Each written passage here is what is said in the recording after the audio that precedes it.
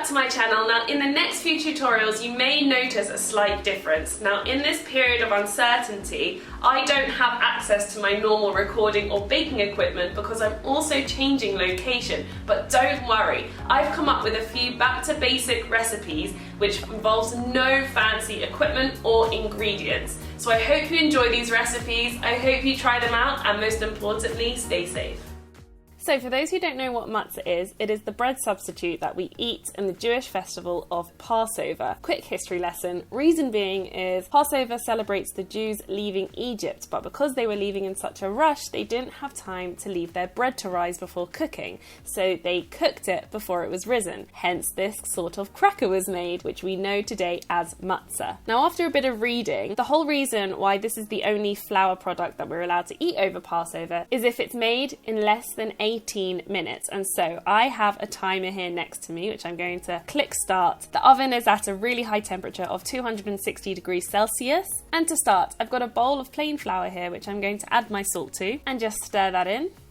And then I'm going to go in with the water and olive oil. Traditionally, matzah is just flour and water, but the olive oil gives the cracker a really nice flavour. So I'm just going to mix the liquids into the flour. And I am using a spoon because it's pretty sticky at this point. And then when it comes together, I can now go in with my hand and bring it all together. And once the majority of the dough is together, I can put it onto the surface and continue kneading. And I'm going to knead it until the dough is a lot smoother, because at the moment it's a little bit lumpy. Now I know this video is edited, but you can see the timer on the side. I promise you I'm keeping track of the time, so it's under 18 minutes. So I'm using my normal kneading technique here, and then when the dough seems to be pretty smooth, I can now cut it into pieces. So I'm going to cut the dough into 4, so in half, and then each piece in half again. Now I would probably recommend cutting each of these pieces in half again so you have 8 pieces because, and you'll see why, these matzahs came out really big. So now I'm going to roll out one of the pieces of dough. So I'm going to flour my surface and flour the top of the dough, and then I'm going to try and maintain a sort of shape. To be honest, it could be round, it could be rustic. I'm going to start off with a round shape and then go on with my rolling pin.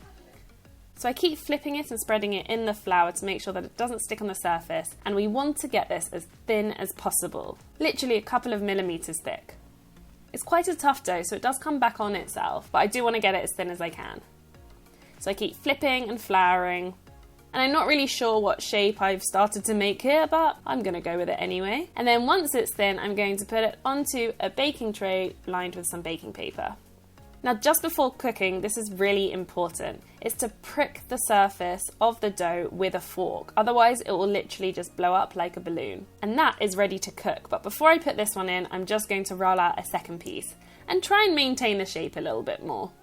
So once again, flouring the surface, flouring the dough, making sure it's not sticking, rolling it out as thinly as possible. And actually the marble rolling pin that I'm using really helps getting the dough thin. But if you don't have a rolling pin, you can always use a straight-sided bottle. You can get creative. The Jews in the desert definitely didn't have rolling pins. So this one's slightly more square, and actually I have made this recipe again since recording this video, and if you did want to trim it and make it a nice square shape, you can do that too, and it actually maintains its shape quite well in the oven.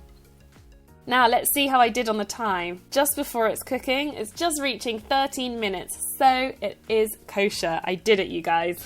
Now I didn't actually roll out the other 2 pieces of dough, which means technically those won't be kosher. Side note, you probably need a load of rabbis watching over you to actually make it properly kosher, but I'd still recommend the challenge because it's quite fun to do it under pressure too. So this will go into the very hot oven for about 7 to 9 minutes. You want to check it at 7 minutes. It also depends on how thinly you've rolled the dough and how big it is.